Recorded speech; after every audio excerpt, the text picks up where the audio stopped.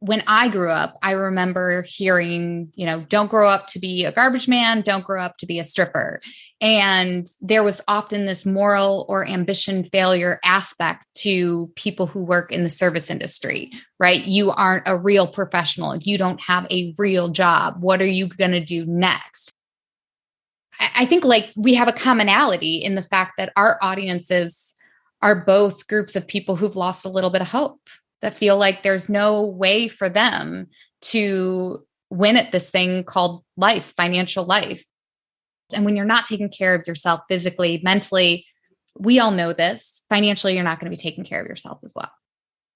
We should embrace these moments where we feel financially illegitimate and explore them more, because I think that's where there's real opportunity for us to get closer to who we are as people. I also like to take my bad tips and invest those. So I'm like, if you're not going to give me 20%, I'm going to turn it into 20%. So I'll take all my bad tips and put those into my investment accounts. And I'm like, you know what? I will make this a positive. Hi, and welcome to Catching Up to FI, a podcast on mindset, money, life on the journey to financial independence. I'm Bill, and I'm a late starter. I'm Becky, and I'm also a late starter, and we're your hosts. We're here to help you with your journey to financial independence, no matter where you're starting from. We're going to talk to other late starters, experts, and we'll explore topics related to our mission. Join us as we catch up to FI together. Hello, and welcome back to Catching Up to FI. I'm Bill Yount with my co-host Becky Heptig, and we're here today with a very exciting guest. Becky, how are you doing today? I'm doing great, Bill. I'm getting ready to go on a vacation. So when we get done recording here, I am going to pack my suitcase. Where are you going? I'm going with a bunch of 5 friends from the Rock Retirement Club on an Alaskan cruise. It's a bucket list item for me. That's awesome. And as I understand it, we're gonna have a guest host, Mark Troutman, and we're gonna have some recordings for the show with a few 5 people for our show later. That's true. That's true. I'm looking forward to that. Yeah, Mark and I are going to grab a few of the folks on the cruise that are in retirement or about to go into retirement and kind of get their thoughts on some topics. Awesome. We look forward to that. Let's move on to and dive into our interview today with Barbara Sloan. Becky and I met Barbara at Diana Merriam's fantastic economy conference this past March in Cincinnati, Ohio. She strutted onto stage in spandex and high heels. We knew right away that this would be something we had not seen or heard of before. She proceeded to give a powerful and moving talk on the underserved world of financial literacy for the service industry, or tip professionals, and the unique money challenges and opportunities that they have. She is brazenly brave, honest, resourceful, and transparent as any person that I have ever met. Her story is strikingly real, with unbelievable challenges as a youth and young adult, and is profoundly inspirational. Barbara is the founder of the Tip Finance platform and the author of Tipped, the life-changing guide to financial freedom for waitresses, bartenders, strippers, and all other service industry professionals. She once lived in her car, danced for dollars, and definitely did not graduate from college. She is also a personal finance expert and money coach who spent 2 decades working in the service industry all over the country. She now helps tipped workers achieve financial freedom as she did. She is passionate about the amazing and terrible aspects of tipped work. She currently lives in New York City with her wife, an esteemed corporate finance executive, and together they are a couple of adorable money nerds who point out every dog that they see. Barbara openly admits she made every financial mistake possible. She is also, like many of us, a late starter. She says, "I'm not a stockbroker or a certified financial advisor. However, I know what it's like to live on a tipped income and dig out from under my own mistakes. I also know what it looks like to build real wealth and get very good with money. It doesn't need to be complicated, but it does require stick-to-itness." There's a reviewer on Amazon that states, "I am drunk with excitement about her book. It fills a big void and niche in the financial literacy movement. Barbara is passionate and eloquent in her mission to help service workers with their financial literacy and their journey to financial freedom. She has had a unique life journey and has overcome many bumps and grinds in the road. She is an inspirational speaker and writer. I am proud to say that I've met her. I look forward to chatting with her soon on our podcast, Catching Up to FI. Well done, Barbara." Wait, that was my review. Barbara, Becky, and I are super excited to welcome you to Catching Up to FI. Bill, Becky, thank you so much for having me on. I just have to say that I am so inspired by what you two are doing. I definitely think that often on this journey to FI, we all feel like we are starting late. Like when you get this knowledge, the first thing you think of is, how didn't I know any of this sooner? And so I think you guys are the silent majority, and I want to thank you for what you do. Oh, that's awesome. Now, the talk you gave at Economy was particularly inspirational. It was 23 minutes of just amazing value and nuggets. You started this with an analogy of how does kindergarten and its social norms conflict or conform with your life and the FIRE movement? Yeah. So the kindergarten analogy it's a true story. I remember walking into that classroom and feeling angry that everything was perfectly sized for me. And my only experience of the world was with everything that didn't fit, furniture that was too big, things that I couldn't reach. And I think it's an apt analogy for the world that we live in. Oftentimes, we don't examine our environments enough to see that we can curate something that fits better. And so I often think that that's a very apt analogy for people with personal finance, and the fact that we don't question our environment enough and say, does this really work for me? Yeah, I mean, I'm a doctor and I went down the tried and true path of becoming a doctor. I do not see that as a creative path. I see it as a easy path in some ways. You jump through the hoops and you get where you want to go, and you have a pretty much a guaranteed job. This is not what most people do. They launch into the world and learn to fly in their 20s, much like you did. You lived an alternative lifestyle. And one of the things you say in your book that I found fascinating is, among service industry professionals, that a hairstylist is the happiest person on earth. Can you tell us what you mean about that? Yeah. So I had a college professor. I was taking a once-off college course at a community college in one of the cities I was living in. And he said that. He said the happiest profession in the world were hairstylists. And I was like, what in the world do you mean by that? And he said, well, they get to see the beginning and end of a creative process every single day. They get to meet new people. They get to build relationships with their coworkers. They have a skill set that they can take with them anywhere. They have autonomy. They have mastery. They can travel. They can pick up and leave. They get all of the things that we crave in work. Interesting. I think a lot of us deal with probably the opposite of that, which is shame. And I know that, we just talked about how we all wish we had found this financial knowledge sooner. And you have a quote in your book: as Brené Brown, best-selling author and the world's foremost researcher on shame and empathy, points out, shame hates it when we reach out and tell our story. It hates having words wrapped around it. It can't survive being shared. Shame loves secrecy. And I think all of us have felt that in our financial journey. That's usually the first thing that happens when we wake up and realize how poorly we've been doing. Is, instead of immediately thinking about what we need to do next, we feel that shame and remorse and regret. What role does shame play for service industry professionals?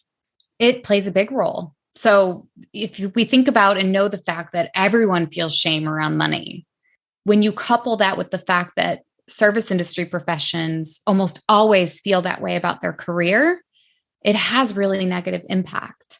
So when I grew up, I remember hearing, don't grow up to be a garbage man, don't grow up to be a stripper. And there was often this moral or ambition failure aspect to people who work in the service industry, right? You aren't a real professional. You don't have a real job. What are you going to do next, right? It's often touted, and even the engagement that you have with your clients and your customers during a service experience, that's often one of the questions you get asked is like, what are you going to do after this? This can't be it. There has to be more. And so you're often filled with shame, not only from yourself, but on a daily basis from your guests. And so it plays a huge role in how you feel about yourself, how you perceive your money. Oftentimes I find that service industry professionals don't believe that their money is real, because they don't believe that their profession is real. And it's really hard to take your finances seriously when you don't believe that your profession and your money will have a real impact. It's probably the first struggle we start with. Wow. Yeah, I remember being a waiter myself, and I saw it as a transient job, a means to an end to get some quick cash, help pay for school, help pay for my personal expenses. But I realized as time went on that even as a doctor, I'm a service industry professional. I like to call an ER a restaurant without reservations and a sanctuary at the same time. You know, you're trying to help people when their most vulnerable moments, which is a little different from traditional service industry professionals, where you're providing happiness. It's like bringing flowers to a person in the hospital as opposed to telling somebody they have cancer, but you're still a service industry professional. Take us back to your story a little bit, because your story really did define you. And in your entire life journey, what early life challenges did you face that defined you and your life's journey? Oh, that's such a great question. I would say one of the biggest things that happened was when my dad passed away at the age of 19. And I ended up purchasing the house that I grew up in for twice the price that it was sold for. And I spent the next year maxing out 10 credit cards to furnish the house and to renovate and furnish the house myself as a way to like work through my grief. And I had no financial understanding or literacy at the time. And so the house was 100% financed. I maxed out all of these credit cards. I put myself in a terrible, terrible financial position. And I remember just thinking I was living this life that I didn't recognize, or I was under the weight of all of this debt. And I had this house that I really didn't want. I just felt like I needed to have it. I needed to do this to honor my dad because I couldn't afford to give him the burial, the tombstone, the funeral that I thought he deserved. And so I used leverage as my way to grieve. And so at 19, under all of this mountain of debt, I was miserable. And I sold the house and I moved across the country to get out from underneath it. And I started working in the service industry. And I remember feeling immediate relief. I loved the quick access to cash, which I needed because I was being chased by creditors. I loved the camaraderie of the girls that I worked with. I loved, like you said, the environment. I was surrounded by people who were living their best lives at all times, having fun with drinks, having dinner, having fun with their friends. You are in the constant presence of joy and happiness when you're in a bar, a restaurant, a club. And I loved it. I'm also a queer person. And so the service industry is one of those industries that really celebrates people being their unique selves. And so I relished that. I loved every aspect of it. And so I spent the next 10 years moving around the country, doing different service industry jobs in different cities and states and having a blast. This is a huge financial challenge for you, but even as a 12-year-old and a teenager, there were things that really almost nobody faces. What kind of things did you face in those years of your life? Yeah, early on, my parents separated and my mom moved out when I was 12 and I was left to care for myself. My dad worked nights. He had a substance use issue. The house was oftentimes a scary place. I was managing the household finances. I remember writing checks for all of the bills and purposefully not paying my dad's truck bill because it was the one thing that I could do without. I didn't need his truck. And so I paid the house bill and I paid the electric bill and I paid, all of the other things. But I remember having to make those trade-offs at a very early age. I remember having a paper route and trying to contribute as best I could. I remember loving that paper route because of the cash that I received, the tips I received around the holidays. I remember feeling at the age of 10, before I had a little more responsibility on my plate, I remember feeling really rich and getting singles and $5 tips around the holidays. It seems like you didn't get any money education from your parents and you had to self-parent and self-educate. It's unbelievable to me that you can overcome the parentification so early in life. Was it just a survival technique? I mean, how did you do that? To say that I had no education might not be totally accurate. I just had the wrong education, right? Like debt cycles were modeled for me. And that was something that I learned and adopted. I got myself into debt many times and had to dig myself out until I learned it the hard way. There were some good lessons, right? Home ownership was modeled for me. I was at the age of 12 paying that mortgage. I was understanding what that process was. And so I think part of that lesson allowed me to have the delusional idea that at the age of 19, I could own a home, right? I was like, if my parents can do it, I can do it. And so, not all of the lessons were great, but there were definitely lessons. You also, I guess, didn't graduate from high school. And so the formal education was lacking too. This prompted, I guess, and all this trauma as a child prompted your move into the service industry, did it not? Yeah. So I went to an alternative high school. I moved out when I was 15 because I didn't have an address. The high school that I was going to kicked me out of the high school because I didn't have an address within the district. And so I had to apply to go to an alternative high school. And I think in some ways that was a very good thing for me to do because I kind of realized like if I was going to figure anything out, I was going to have to do it on my own. And I think, a lot of people don't get that lesson as early in life. They get it a lot later. And so for me, it allowed me to take ownership over my life from an early age. And I didn't have all the right lessons, but I did know that I had to continue to learn. And so I remember at the age of 18, knowing that I couldn't afford to go to college and creating a book list of like books that I knew that I needed to read. I remember like researching like the 100 most influential books that a person should read throughout life. And I remember trying to like tackle that reading list because I knew that I had to educate myself. I think it's interesting, Barbara, that you went from having no direction and having to figure things out on your own, way younger than most people should, to the position where you are now, where you're so passionate about the people in the service industry.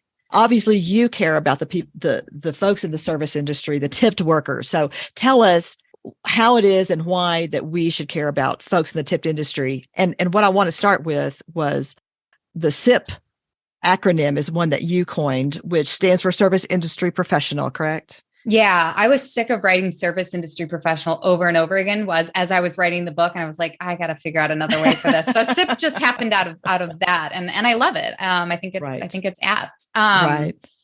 So I think like we have a commonality in the fact that our audiences are both groups of people who've lost a little bit of hope, that feel like there's no way for them to win at this thing called life, financial life. And a big part of why I felt the need to do this was the fact that there was nobody talking to service industry professionals. I spent years listening to personal finance podcasts, reading personal finance books. No one was talking to people in the service industry. No one was modeling good financial behavior for them. Nobody was giving them hope. And there's so many differences in how you have to manage a financial life as a service industry professional, as opposed to the most commonly talked about financial lives, which are 9-to-5ers. And I just felt like someone needed to start the conversation. A big portion of that is that I wanted to give people hope. We find we have a lot of commonality there because we find in our silent majority the same thing. Nobody in the financial literacy movement is talking about people that were late starters. And you were a late starter. You had this unique alternative lifestyle of a professional that was in the long term with the service industry. As I said before, I didn't see it as a long-term job. I saw it as a short-term thing. And I had no idea until your talk that this is a lifelong job for folks. How do you navigate tipping in the current economy? It can be controversial, and it can elicit a lot of anger and passion among people that decide, I tip, I don't tip, this is how much I tip. How do we navigate tipping in this current economy? Yeah. I mean, the first step, just like every industry, just like every topic, is to educate yourself, right? And so in order to understand how to tip, we have to understand why tipping exists in the first place. So tipping was brought about, post-slavery. It was a loophole that employers used to continue to profit off the backs of their Black, brown, uneducated minority workers. So they found this loophole that was like, oh, we can employ these people, but they'll be classified as tipped workers. Now that sounds really awful. The reason it's around still to this day is the fact that the government recognizes that the service industry provides so many intangible benefits to our communities and to our economy. When you think about real estate, for instance, which is the second largest way that Americans build wealth, whenever you are going to purchase real estate, the first thing you do is what's around me? What businesses are around me? What restaurants, what bars, what clubs, what beauty and body services, what transportation? You're looking at what benefits the community can provide to you. And the service industry provides those benefits to the community. So tipping exists because it's the government's way of acknowledging there's so many intangible benefits that you provide. And so what I'm going to allow you to do is to subsidize one of the costs that you have. I'm going to allow you to allow your customer to pay a portion of their employee directly. Why? Because when you engage with a service experience, you are the only person that can gauge how that service experience went. It's unique to you. And so you get to be a judge and an engaged person that says, I get to participate in this person's livelihood. I get to say how this service went for me. And so that's the unique arrangement that the employers and the government and the community provide and why tipping exists. Unfortunately, when I started to do research for my book, I started to dig into the numbers of the community. And I realized that service industry professionals age into the most economically disadvantaged population in our country to this day. They are so underserved and they are so underrepresented. And a big reason that they fall to this place of being unable to build wealth is the fact that, one, they don't get those employer provided benefits that so many of the 9-to-5ers provide. Bill, you're a doctor. When you're walking up to a bar and you're paying for a drink, you're paying for it with net dollars. That bartender, when they're walking up to a bar, they're paying for a drink with gross dollars, right? You have the benefit of having your taxes taken out, your health insurance taken out, your 401k taken out, all of which you get a pre-tax benefit on top of as well. And so these people have to approach their finances in a very different way. The other reason that this industry is so specific is that the number one way that Americans build wealth is through their 401k. 9-to-5ers have a resource called Human Resources, and it is an incredible resource. Human Resources has the biggest tool to their advantage, which is automation. Automation is the number one reason that Americans build wealth, because automation is that box that they check that says, yes, I'm going to put 10, 15% into my 401k every week. I'm not going to think about it. It's not going to be a behavioral hurdle that I have to jump every single week.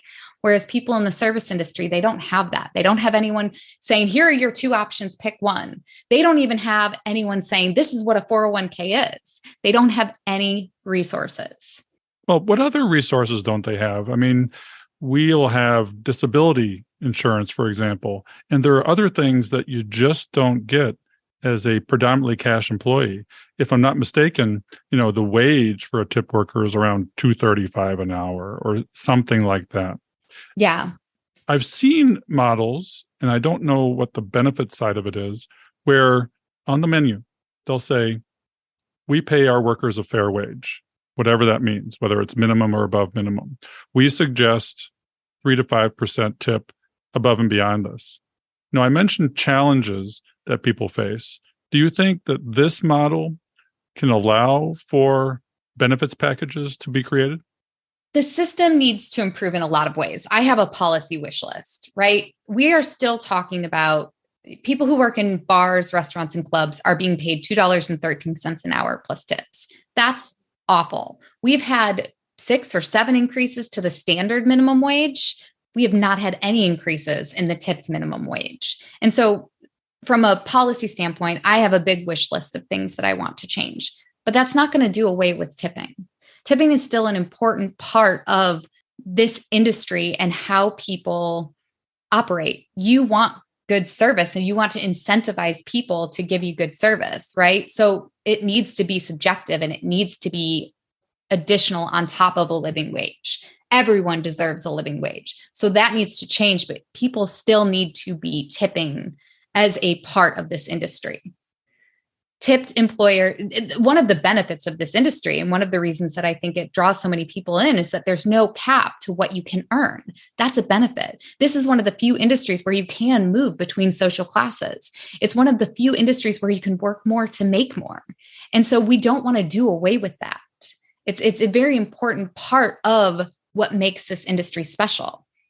The service industry, you will only find it in luxury services. So you're never going to find tipping at a hospital. You're never going to find it at a grocery store or where there's any basic human need, right? You cannot have that. It only exists around luxury goods. And so as you have more people in the US, in the population, able to earn more and access those luxury services, you have to teach people how to interact. Just like in healthcare, you have to be an engaged and informed consumer in order to participate in that industry of healthcare. It's the same way for the service industry. You have to be engaged and informed.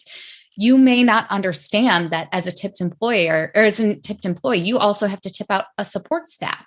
So when somebody says, "Oh, I'm not going to tip this person because I got terrible service," what they're not understanding is that that person still has to tip out, that they have a bar back, they have a busboy, they have a hostess or a matron, whatever the structure of the establishment is, but that there are additional costs and that you cannot force somebody to work for free or, to worse, pay out of pocket in order to wait on you.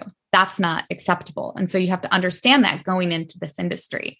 So there are budget ways where you don't have to force somebody to work for free. If you don't have the budget to engage in luxury services, you can have a picnic, you can have a potluck, you can scoop your own ice cream, you can make your own coffee. You don't have to engage in luxury services in order to get by, right? Luxury services are there for people who want to participate in that and have that level of service. And so tipping is a very important part of that and needs to be understood and taught. And that's a big part of making sure that these people survive. It's also a big part in tackling that shame narrative that we were talking about earlier. No one should feel shamed for how they make money. No one should feel like, "Oh, well, my employer just doesn't pay me enough." That's not really an honest answer. We aren't vilifying these business owners. 90% of owners who own bars, clubs, restaurants, beauty and body services, they're mom and pop establishments, which means that because they run on such narrow margins, they wouldn't be able to survive if they had the overhead cost of the compliance of a 401k, managing an HR person. They just wouldn't have that. Most 9-to-5ers also get an average of 20 paid days off per year. 20 days, that's a working month. How much happier and healthier of individuals in this industry would we have if we gave people paid time off? Paid time off is not a reality in this industry. So even if you live in a state, right, Becky, you're in Colorado, I think they have mandatory paid time off. In New York, we have mandatory paid time off. The reality is that cash flow wise, people in this industry don't see a paid day off. First of all, they're making that $2.13 an hour. Secondly, when you add that up to a day, because you're not taking their tip, they don't get paid their tips when they take a day off. That's $17. Then you have forced claiming. So that $17 is eaten away completely in taxes. Cash flow wise, you never see a paid day off, which means that you have an entire industry that's burnt out, that's working, that isn't taking care of themselves. And when you're not taking care of yourself physically, mentally, we all know this, financially, you're not going to be taking care of yourself as well. One of the conversations that seems to be popping up a lot lately is around the topic of counter tipping. So what's your opinion? I mean, I hear a lot of different opinions. What's your opinion about electronic counter tipping? Yeah, I think a lot of the vitriol we're seeing around tipping right now is the fact that we have these iPads, right? These iPads that are turning around, the technology has changed. And so there's a few things happening here. One, the iPad has replaced that olden timey tip jar. And so for people who didn't register maybe that there was a tip jar, they're a little surprised that it's in their face now and that they have to make a decision. And so I encourage people to be, again, engaged and informed consumer. If you went to a coffee shop and you grabbed a bottle of water and a sandwich, just select no tip. It's okay. It's the same thing as ignoring the tip jar. You didn't get a service. It's okay. No one behind the counter is going to be upset with you. they understand that's part of it. They offer packaged goods. They're not providing a service. But if that person makes you a cat face in your foam latte or goes out of their way to cut you a really nice slice of meat that where if they provided you a service, then you should feel confident to engage in that tip selection on the iPad and go ahead. It's for those instances in which you receive service.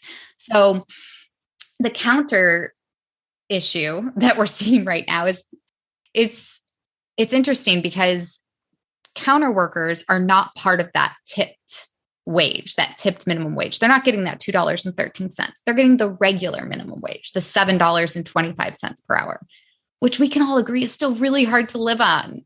And so I encourage people, go ahead and tip if you received a service in that situation. But if you didn't, if you just came in and grabbed a pizza and went out, don't do it. But if the guy gave you a huge stack of napkins and some ranch dressing and some crushed red pepper and, it gave you a big smile, made your day, and you have the resources available, then, go ahead. Tipping is my favorite thing to do. It is my favorite thing. Like, I absolutely love it because I love this industry and I know how special and skilled the workers in this space are. And I know how important it is, the services that they're providing. Think about during COVID when we didn't have our taxis, our barbers, our bartenders, the people that we tell our secrets to, the people that we engage to. Service industry providers are oftentimes the only smile that somebody receives in a day. It's a very important part of our community and our lives. I want to take just a minute and sort of a little aside here, because most of what we've been talking about is restaurants and bars, but that's not the only tipped professionals. I mean, we had a comment at the beginning about hairdressers. Give us just a little roadmap of what are the tipped jobs that we come in contact with every day that we might not even think about. Yeah, this is such a great part of educating, right? The people who aren't part of this industry. So I've often put tipped professionals into 3 different buckets. The first bucket is that like hospitality type bucket where it's bars, it's clubs, it's restaurants, it's, your tour operators when you're on vacation, Becky, you may go on a cruise exploration and have a great tour guide. The second category of people that I put into beauty and body services. So that's your hairstylist, your tattoo artist, your massage therapist, the people who draw your eyebrows, all of those things.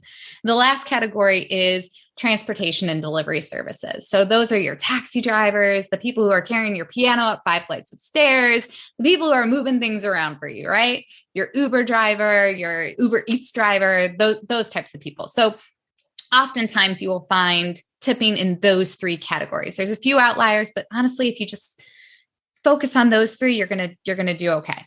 And what would be considered normal on some of those other things? Like, what is there a normal percentage, say, for an Uber driver or for somebody that's going to be in one of those other areas besides just the restaurant and bar? Yeah. And this is why there's a range for tipping, is because it's subjective, right, on your experience. But the standard range for most services is between 15 and 25%. And the reason it's went from 18 as the top to now 25 as the top is that we are starting to see the fact that this industry has fallen behind so much financially, that they aren't seeing any of those benefits, that they are aging into the most economically disadvantaged population. The fact that majority of currently retired service industry professionals live solely on Social Security is terrifying, especially when you remember the fact that this industry is not an industry that claims their income in full because they don't track their income in full. And so when you realize that what was the average Social Security check in 2020, like $18,000, and then you account for the fact that this industry is not claiming their income in full, those are some terrifying numbers that retired SIPs are living on. That it's horrifying. And so the range moving from 15 to 18 to now 15 to 25 is hoping that we can build up those employees a little bit more. What about the differences between international tipping and U.S. tipping? Why is it different? And, people that travel to the U.S. get confused and they don't understand it because we seem to be unique in the world. Yeah. Traveling anywhere and utilizing anything is challenging, right? You go to a hospital in another country, again, totally different experience. So many things that you don't understand how to operate in. It's the same as most other industries. You have to figure it out. The fact of the matter is that majority of countries have tipping as a part of their culture. So there are those few European countries and China that and Australia that don't tip. Most other countries have some version of tipping culture. Our tipping culture happens to be one of the highest, but I would also counter the fact that we have really great service here and that we have really good experiences at the service level. And so, when you go to those few European countries, yeah, you won't see tipping, but in most countries, there is some version of it. Canada, Mexico, even I'm going to France on Friday. There's parts of France where tipping is part of the culture. There's parts of France where it's not part of the culture. My best advice for people is to go on TripAdvisor, wherever you're going, and just look up tipping culture. I used a really helpful infographic on my Instagram that shows the various nations and what their tipping culture is. And so that's a helpful, easy thing for people to reference if they need to. But in the same way that you're exploring a new land, it's the same thing as exploring a new industry. If you are ever in doubt, ask. These people want to be helpful, right? They want you to come back. They want you to patronize their businesses. Nobody's out to screw anybody, when you have a long-term business strategy. The best thing you can do is have repeat business and happy clients. And so if you're ever in doubt, go ahead and ask. And maybe you don't want to ask the person that you're engaging in the service with, ask somebody else. If you're coming into let's say it's your first time going to a spa, you're like, this is my first massage. I have no idea how to behave or interact. Talk to the receptionist, ask them like, hey, what's the protocol? What are the standard procedures? What's tipping? What are most people doing? And then you get to make a decision from there. Do I trust this information? Do I want to go up? Do I want to go down? Right? You're part of the conversation. So there's a couple of questions I have here with regards to just very specifics, because I get confused. Should we tip on tax, or should we look at the total of services and not tip on tax? I don't tend to look at that. I'm going to be totally honest. It's the same way that like every state I go to has a different sales tax or no sales tax. I don't look at that. It's not part of the conversation. I look at the total. I make my life as easy as possible, right? I often have a standard percentage that I tip, and then I make my variations from there. Was it more amazing than my standard? Everyone has to adopt their own personal tipping protocol. And then you have variations, right? Because you're not going to have the same service. And so I don't look at tax. I look at the total. It doesn't matter what state or country I'm in. I just look at the total, and it makes it easier for me. Okay. You coined a term. We're going to move on to something else because I love this term. You coined the term financial legitimacy. I want you to go through describing that because it's an important part of your philosophy. To me, financial legitimacy is the values and standards that we have, the customs that we follow in our financial lives. And I learned at a very early age that there were a lot of things that made me feel illegitimate surrounding money. When I lost my dad, that was a big one for me, right? Not being able to afford a tombstone, not being able to afford, a proper burial, what I saw as a proper burial. I felt illegitimate financially. Not being able to afford college, I felt financially illegitimate. Having this profession, I felt financially illegitimate. There's a lot of overlap in service work and sex work. And that's another industry that falls under that umbrella that feels a lot of professional and financial illegitimacy. And so I've spent a lot of time feeling this way. And then also being exposed to all of these alternative spaces, even the FI space where people think a little bit differently sometimes or are oftentimes outsiders.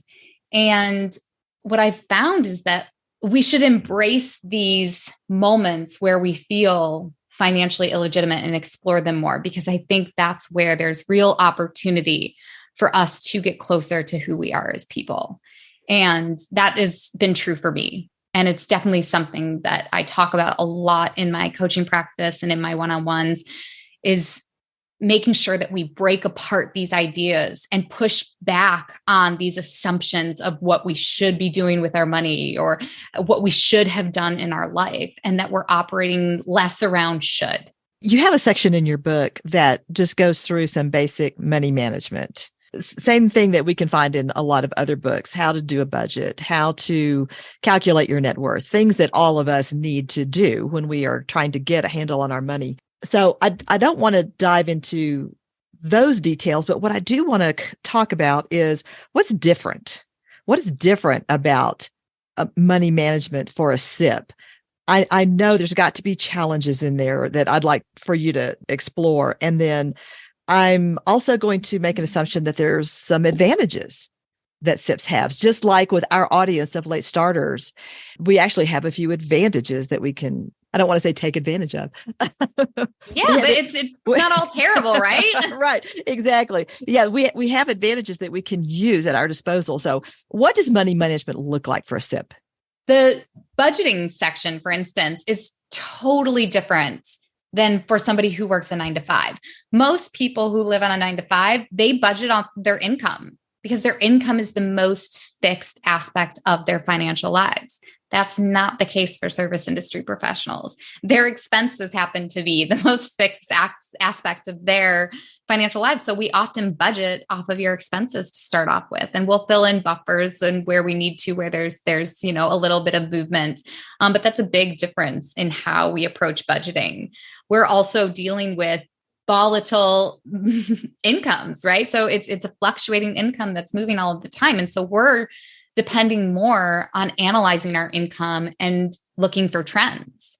And sometimes we're looking at a larger period of time in order to establish those trends. For instance, we talked about them not having PTO as a benefit.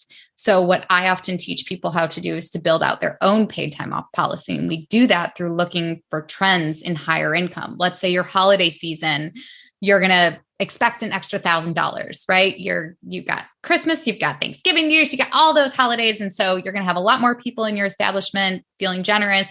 And so we're going to take that holiday season and we're going to bucket that excess income and we're going to put that into 10 different envelopes and give ourselves 10 paid days off. We teach ourselves how to create these separate benefits that most workers are provided.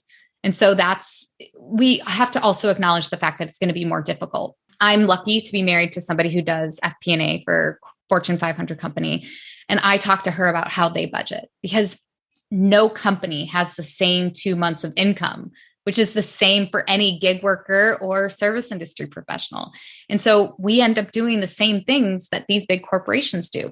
We look for trends, we set targets, and then we look back and see how accurate our guesses were and if we need to make changes. That is how you manage your money on a fluctuating income. I have another chapter in there, which is investing. And investing it's going to be very similar for gig workers and, service industry professionals as it is for 9-to-5ers, but it's going to be harder because you have to figure all of this stuff out on your own. The financial services industry is often an industry that gatekeeps through language. They overcomplicate it. My favorite chapter is my investing chapter, because if you understand what it's like to be at a bar, you're going to understand how to invest by the time this chapter is over, because it's really easy. It's really easy to get started and get investing. My favorite analogy in that chapter is investing is like wine, right? You can get really into the weeds with wine. You can talk about tannins and mouthfeel and body and notes and region and age. And oh my gosh, you can get so deep into wine. But you don't have to get that deep into wine to have a great wine experience. You need to know a little bit about what you like and your tolerance, and you're good to go.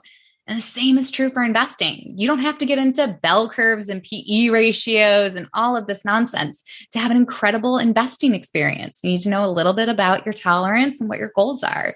And again, you can have an incredible investing experience. And so some of it is just connecting with people on these various financial topics in a way where they don't feel alone, because their money is so different. And this is an industry that also has zero modeling. Nobody is talking about money management. This industry, like you said, we're going to talk about advantages. One of the biggest advantages is that this industry does talk about how much they make. So they're already talking about money. It's just that the conversation ends there and we need to keep it moving along. The other thing I love to say about this industry is that they have a dual mindset, right? So they have a little bit of abundance and they have a little bit of scarcity. The great thing about abundance mindset is that they know that there's always another shift.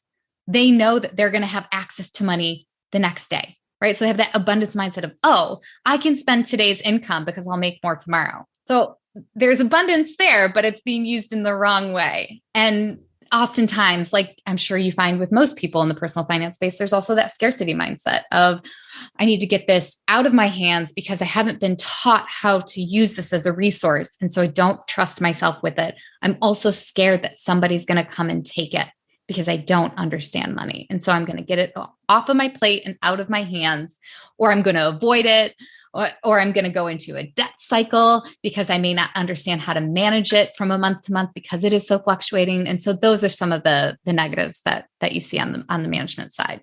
Specifically with regards to taxes, why is it so important to claim your tips? Oh, this is such a good one. So we talked about how they age into this group of the most economically disadvantaged individuals. A big part of that is because the biggest safety net that we as a country have is Social Security. Social Security is a partial income replacement benefit that is entirely dependent on your income and what you claim. And so I hear a lot of times people will vilify the people in this industry saying, oh, they just don't want to pay taxes. And often that's not the case. It's that this is not an industry that tracks their income in the same way that you may not track every single one of your expenses. For them, it's the same thing. They're just not tracking it. I remember so many years I would go into H&R Block and be like, I don't know, how much do you think I made? Or this, because I wasn't tracking. And so I didn't understand the power that my income had because I wasn't looking at it in a way of like, oh my gosh, I made $50,000 last year and I don't have anything to show for it, which means I spent $50,000 last year. Oh my gosh, what did I spend it on? Right. And so tracking your income is important because it shows you the power that it has, but claiming it is incredibly important. One, for Social Security, two, unemployment benefits, right? We saw this during COVID. So many people would have been screwed had we not had that bonus, right? During COVID, because we wouldn't have gotten any unemployment because we weren't claiming our income, right? Predatory rates. We talked about the second way that people build wealth in America is through real estate. Service industry professionals are often excluded from that because they would get predatory rates because they don't have 2 years of solid income.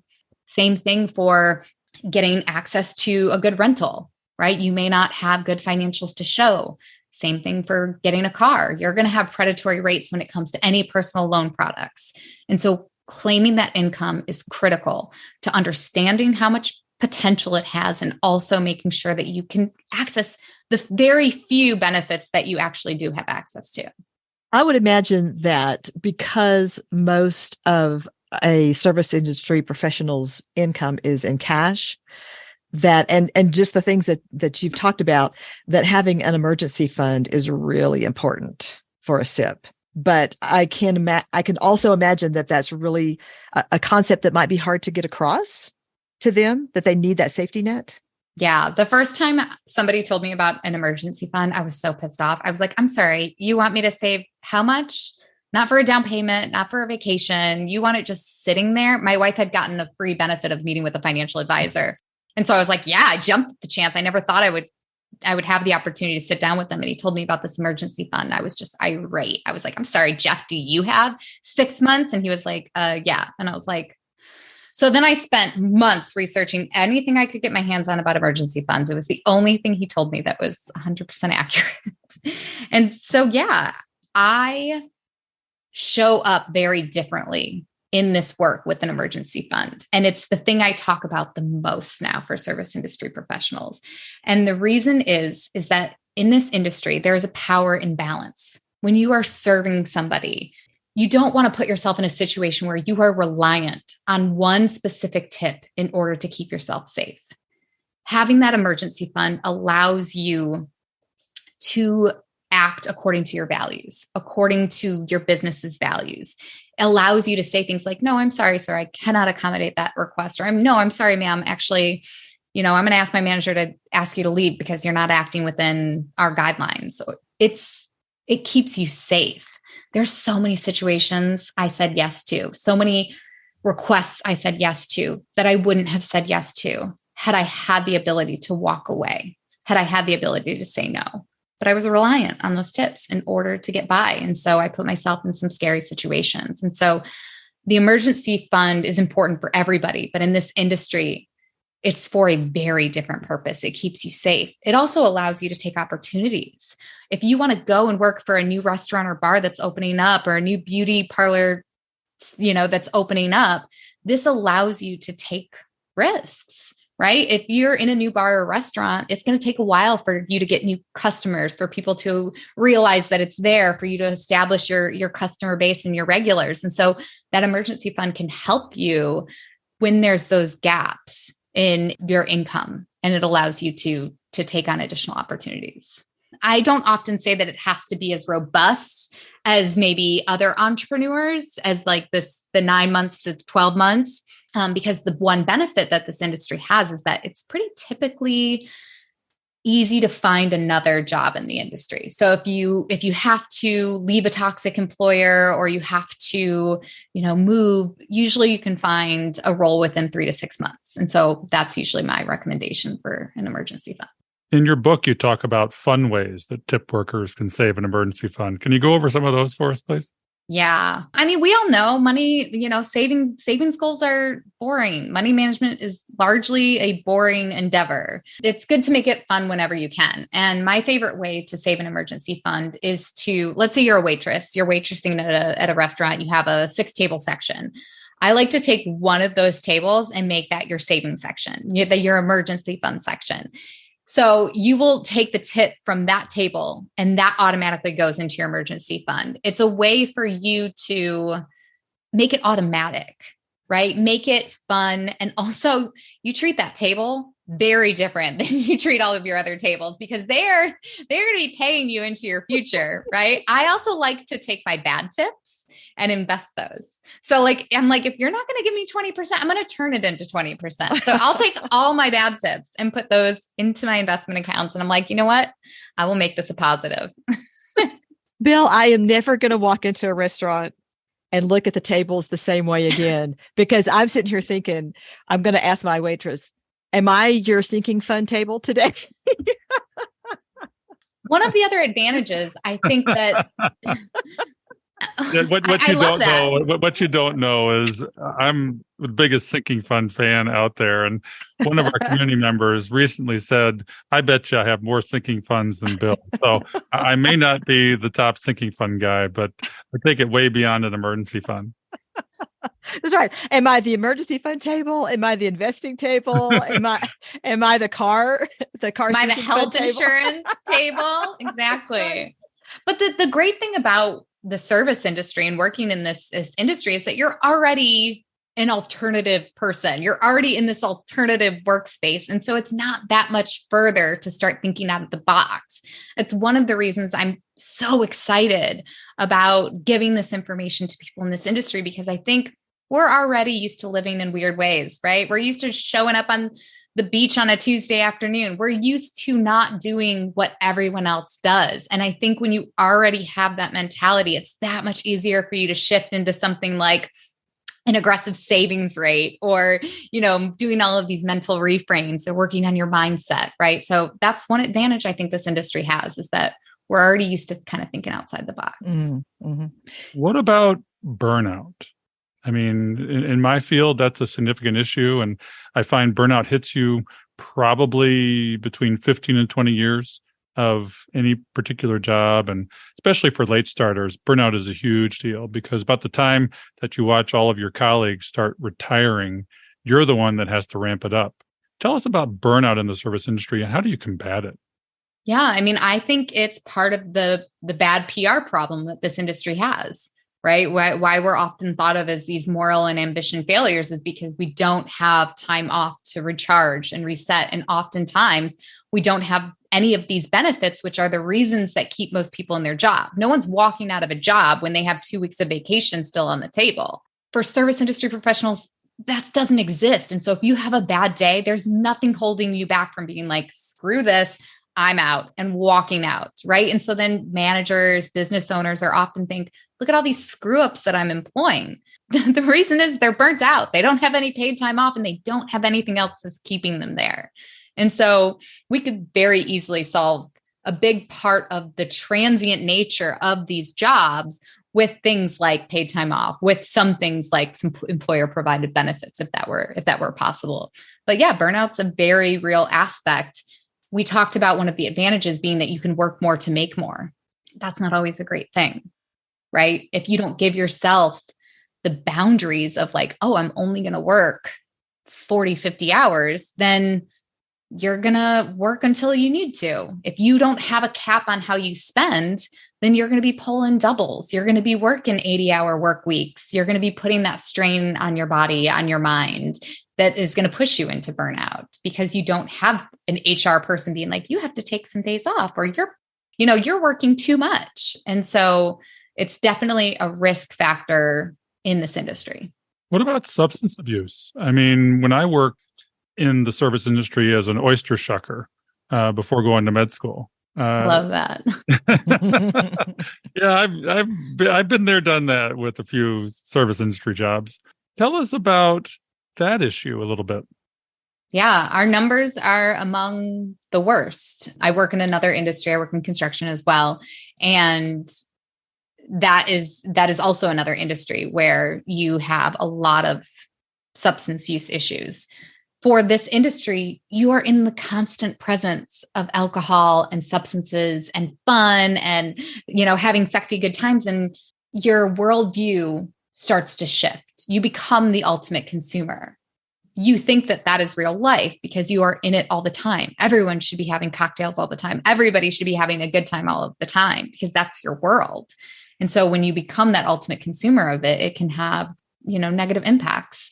But it's also just a real aspect of how a lot of people get through this industry, how they show up for their shifts. And oftentimes it's a part that people enjoy, right? So people like the fact that they can have a few drinks while they work. And that's often seen as a benefit of this industry. An expected aspect of this industry is to have a couple shift drinks, and people like that. So there is the point where it crosses that line and it can become problematic, but it's also, for some people, a feature. You talk in your book about hustle, and I've got a couple of quotes here from your book. You say, while you currently may be trading time for money, you still possess the power to turn hustle into money. And that is where financial freedom starts. And another one that I just love, these are skills people pay a lot of money to learn at places like Harvard Business School, skills many professionals fail to adopt. For SIPs, we do it so frequently, it becomes second nature and we forget their skills. We are awesome at the people game, which in every type of business is half of any position. I mean, it's so true, right? Like every industry that you're in, you're dealing with people, and service industry professionals are skilled and trained at how to adapt with all different types of people. The skills you learn in this industry are so transferable to so many other industries. I like to say everything I needed to know to own and run a multi-million-dollar business, I learned working in the service industry. I learned how to do quick back of the envelope math when I was ringing up my, closing out my till or managing my bill book. I learned how to do inventory while I was counting liquor bottles or counting stock. I learned how to manage resources when I was talking to my busboy or my bar back. I learned how to understand the psychology of each of my guests. I always like to say that like a bar is like the comment section of a Facebook post. It is random out there. And so you become skilled at being a different person, what different people need all at once. You become skilled at time management and quality control and all of these skills that are really, really important and helpful in other industries. And so, I'm not tied to people staying in this industry. You can be here for a little time, you can be here for a long time, but get on the best financial footing, I like to say, in the least suspecting place. And so, yeah, that hustle is a really important part of giving people hope, I think. Also, hustle has become such a negative word, I think, in years, mostly because it's been tied to corporate culture where hustle means giving away your labor for free. But that's not the case in this industry. Hustle is self-defined. Your own agency is what hustle is when it comes to like working more or trying to scan your environment and figure out how to carve out and make the most of what you have. We talk a lot about wake-up calls. My wake-up call was turning 50. What was your wake-up call to financial literacy and going down that rabbit hole? I don't think I had like a lot of big aha moments. I would say, my FI story, when I first discovered FI, happened in 2016. We all know what was happening politically.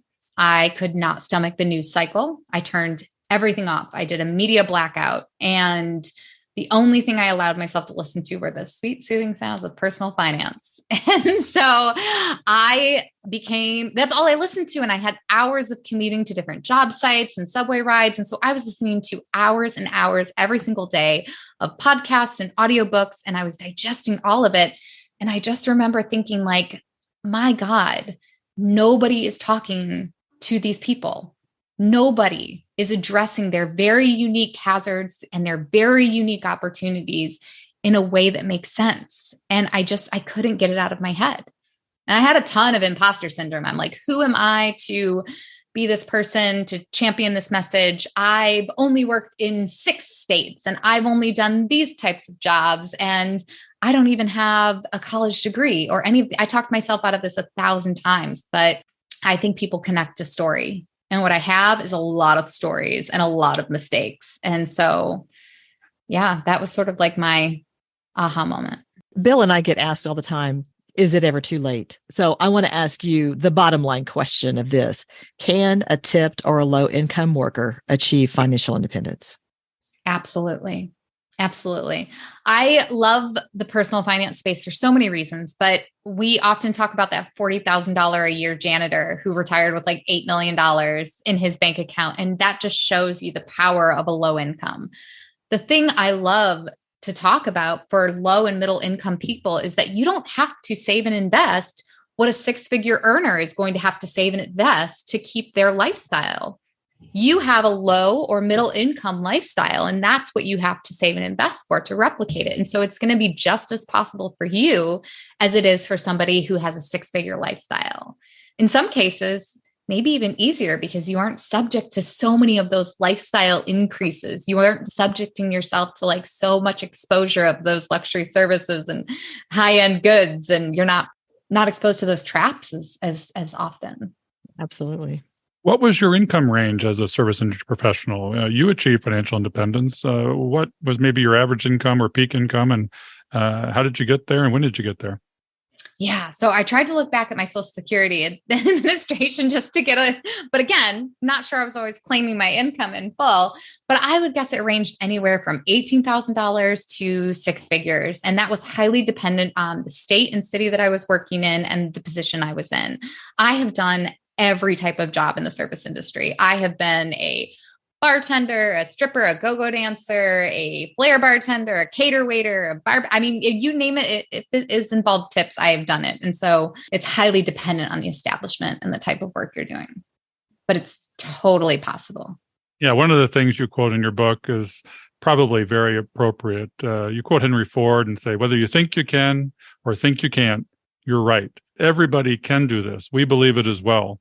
And it's really inspirational to hear your story, to help others realize that in spite of overwhelming challenges, they can do it too. Tell us where you're on your journey now. Is FIRE still working? And how did you come to own your own $1 million company, transitioning from the service industry?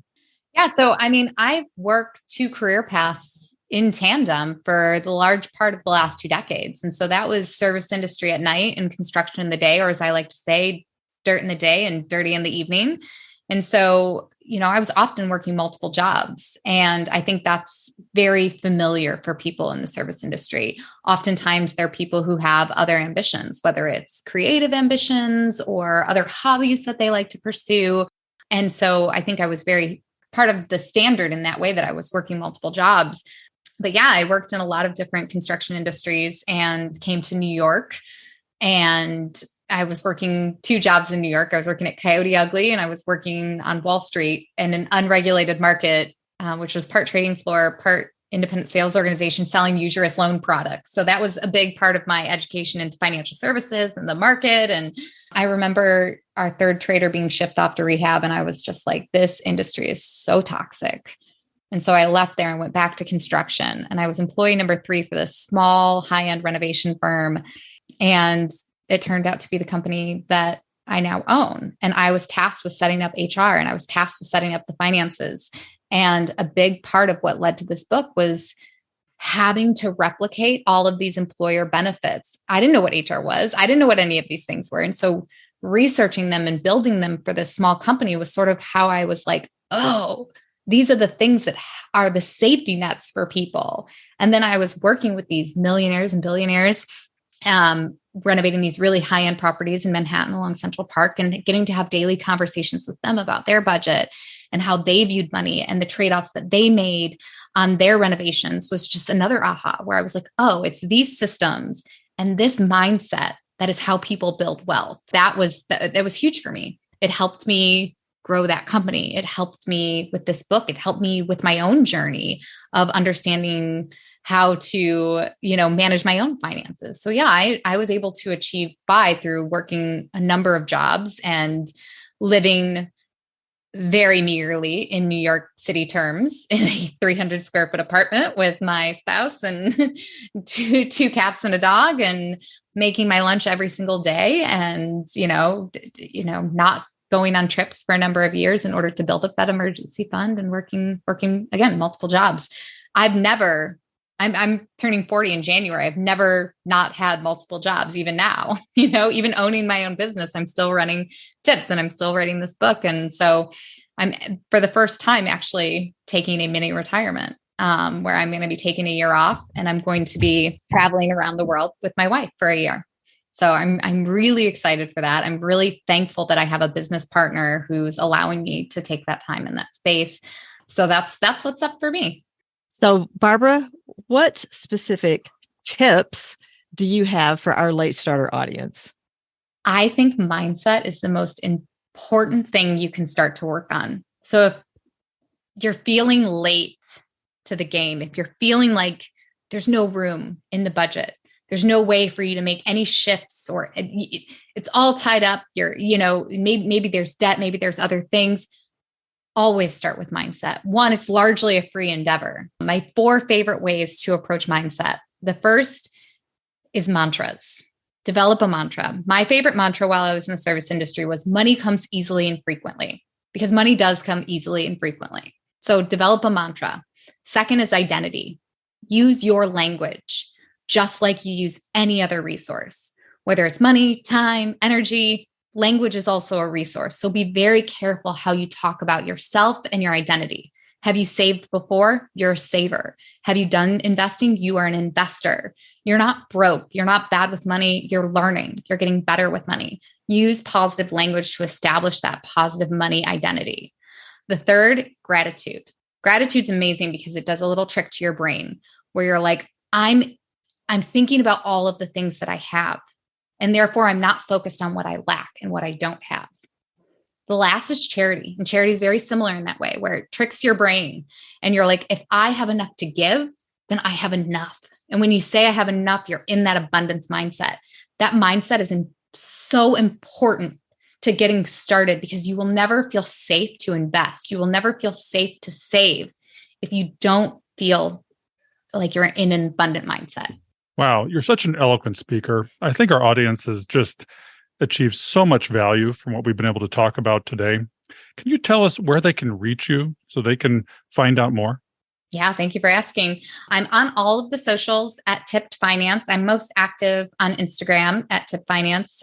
You can also reach me on my website, tippedfinance.com. You can connect with me for coaching, for talks. I do employment talks, or just send me a note if you have a win. I love so much to hear about people who have taken this advice and done amazing things with it. Please send me a note if you're doing cool things with your money. I love it. Barbara, This has been awesome. Thank you so much for being on Catching Up to FI and educating us on financial legitimacy and embracing alternative lifestyles. Let's catch up to FI and change the world together. Thanks again. Bill and Becky, thank you so much. This is a lot of fun. We hope you've enjoyed this episode of Catching Up to FI. We would appreciate it if you could leave a 5-star review so that our message can reach others. We are not lawyers, financial advisors, accountants, or tax experts. Please consult your own professional advisors before making any important decisions. Our content is for entertainment and education purposes only. We'll see you next time on Catching Up to FI.